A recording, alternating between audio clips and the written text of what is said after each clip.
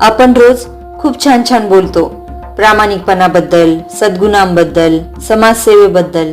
पण प्रश्न असा आहे की आपण बोलतो तसं वागतो का? तर तुकाराम महाराज म्हणतात, बोले तैसा चाले त्याची वंदावी पाऊले, अंग झाडीन अंगन त्याचे दास्यत्व करीन, त्याचा होईन किंकर उभा टाकेन जोडून कर, तुका म्हणे देव त्याचे चरणी माझा भाव. म्हणजेच जो मनुष्य जसं बोलतो तसेच प्रत्यक्ष आचरणात आणतो, मी त्या व्यक्तीच्या पावलांना वंदन करेन.